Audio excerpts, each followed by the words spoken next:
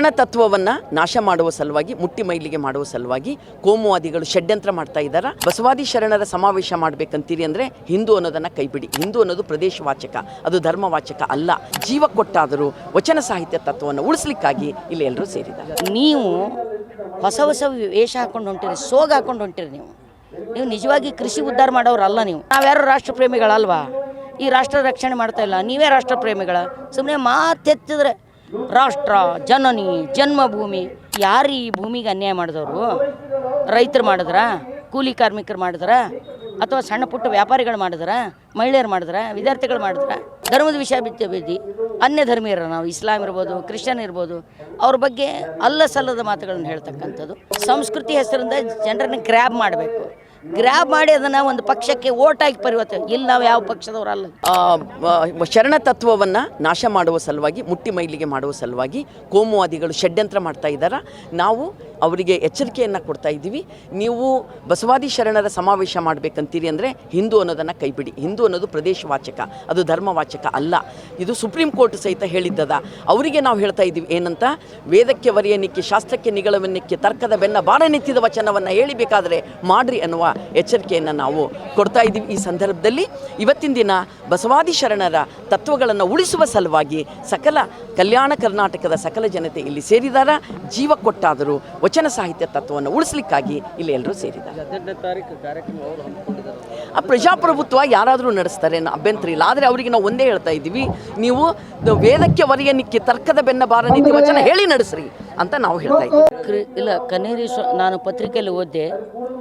ಇಲ್ಲ, ಕನ್ನೇರಿ ಸ್ವಾಮಿಗಳು ಕೇವಲ ಸಾವಯವ ಕೃಷಿ ಬಗ್ಗೆ ಮಾತಾಡ್ತಾರೆ ಮತ್ತು ಮಣ್ಣಿನ ಗುಣಧರ್ಮದ ಬಗ್ಗೆ ಇತ್ಯಾದಿ ವಿಷಯಗಳ ಬಗ್ಗೆ ಮಾತಾಡ್ತಾರೆ ಅಂದರೆ ಸ್ವಾಗತ. ಕೃಷಿ ಬಿಕ್ಕಟ್ಟನ್ನು ಕುರಿತು ಅದರಿಂದ ಇವರು ಹೇಳಿರುವ ಸಾವಯವ, ಇವರು ಹೇಳುವ ಮಣ್ಣಿನ ಪರೀಕ್ಷೆಯಿಂದ ಕೃಷಿ ಬಿಕ್ಕಟ್ಟು ಪರಿಹಾರ ಆಗೋದಿಲ್ಲ.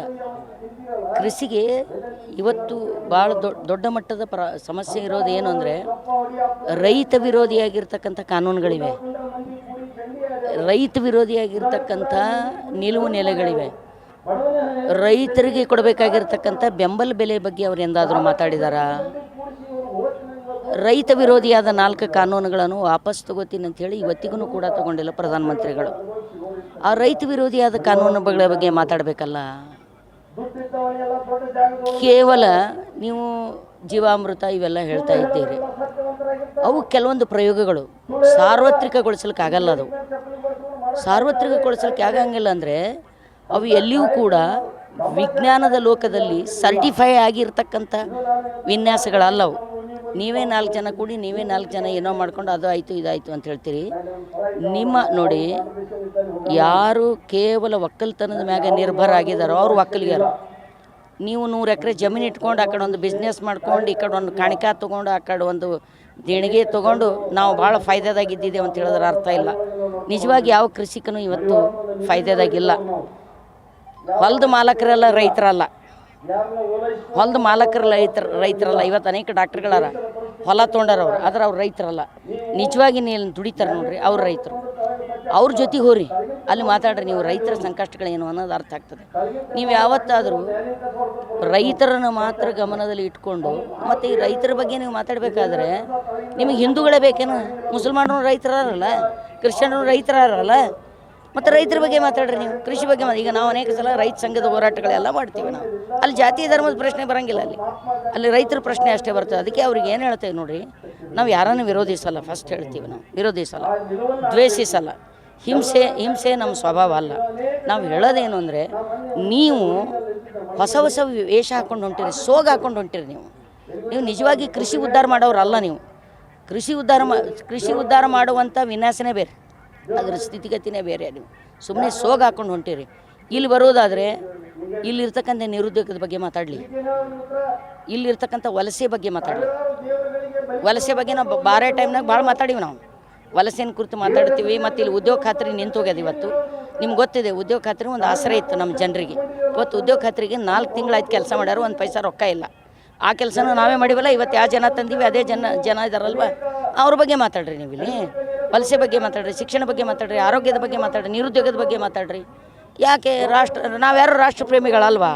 ಈ ರಾಷ್ಟ್ರ ರಕ್ಷಣೆ ಮಾಡ್ತಾ ಇಲ್ಲ, ನೀವೇ ರಾಷ್ಟ್ರಪ್ರೇಮಿಗಳ. ಸುಮ್ಮನೆ ಮಾತೆತ್ತಿದ್ರೆ ರಾಷ್ಟ್ರ ಜನನಿ ಜನ್ಮಭೂಮಿ. ಯಾರು ಈ ಭೂಮಿಗೆ ಅನ್ಯಾಯ ಮಾಡಿದವರು? ರೈತರು ಮಾಡಿದ್ರ, ಕೂಲಿ ಕಾರ್ಮಿಕರು ಮಾಡಿದ್ರ, ಅಥವಾ ಸಣ್ಣ ಪುಟ್ಟ ವ್ಯಾಪಾರಿಗಳು ಮಾಡಿದ್ರ, ಮಹಿಳೆಯರು ಮಾಡಿದ್ರ, ವಿದ್ಯಾರ್ಥಿಗಳು ಮಾಡಿದ್ರ? ಈ ಜಾತಿಯ ವಿಷ ಬೀಜ ಬಿತ್ತೋದು. ಈಗ ಜಾತಿಗಿಂತ ಹೆಚ್ಚು ಏನು ಮಾಡ್ತಾರೆ? ಧರ್ಮದ ವಿಷ ಬೀಜ ಬಿತ್ತಾರೆ ಇಲ್ಲ ಅವರು.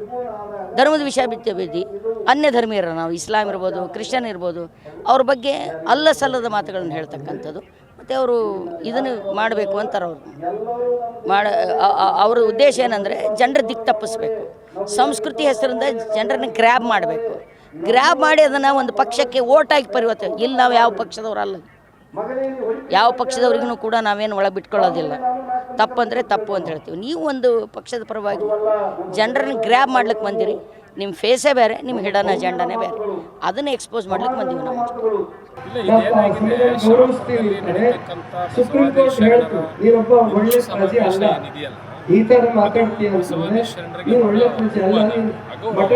ವಚನ ಸಾಹಿತ್ಯಕ್ಕೆ ಮಾಡೋ ಅಗೌರವ ಅದು. ಹಾಗಾಗಿ ನಾನು ಸನ್ಮಾನ್ಯ ಮುಖ್ಯಮಂತ್ರಿಗಳ ಗಮನಕ್ಕೆ ತಂದಿದ್ದೇನೆ.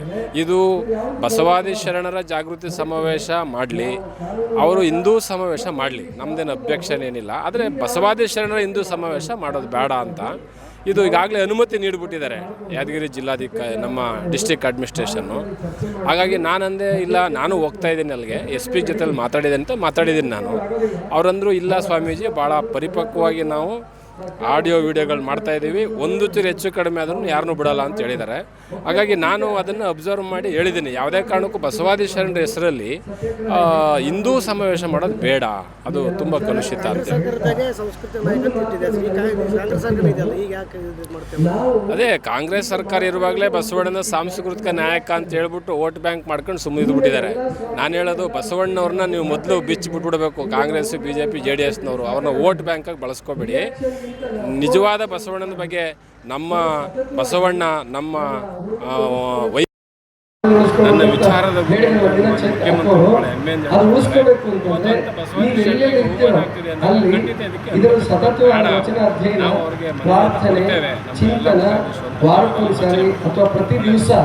ನಮ್ಮ ಕಾರ್ಯಕ್ರಮಗಳನ್ನು ನೀವು ನೋಡ್ತಾ ಇದ್ರೆ ನಮ್ಮ ಚಾನೆಲ್ ಅನ್ನ ಸಬ್ಸ್ಕ್ರೈಬ್ ಮಾಡಿ, ಪಕ್ಕದ ಬೆಲ್ ಐಕಾನ್ ಒತ್ತಿ ನಮ್ಮನ್ನ ಬೆಂಬಲಿಸಿ. ಹಾಗೆ ನಮ್ಮ ಕಾರ್ಯಕ್ರಮಗಳನ್ನ ಲೈಕ್ ಮಾಡಿ, ಕಮೆಂಟ್ ಮಾಡಿ, ಅದನ್ನ ಬೇರೆಯವರಿಗೂ ವಾಟ್ಸ್ಆಪ್ ಮೂಲಕ ಶೇರ್ ಮಾಡಿ. ನೀವು ಹೀಗೆ ಮಾಡಿದಾಗ ನಮ್ಮ ಚಾನೆಲ್ ಇನ್ನಷ್ಟು ಮತ್ತಷ್ಟು ಜನರಿಗೆ ತಲುಪಲು ನೀವು ನಮ್ಮೊಂದಿಗೆ ಸಹಕರಿಸಿದ ಹಾಗಾಗುತ್ತೆ. ಇದು ನೀವು ಯಾವುದೇ ಖರ್ಚಿಲ್ಲದೆ ಕೆಲವೇ ಸೆಕೆಂಡುಗಳಲ್ಲಿ ನೀಡಬಹುದಾದ ಸಹಕಾರ. ಧನ್ಯವಾದಗಳು.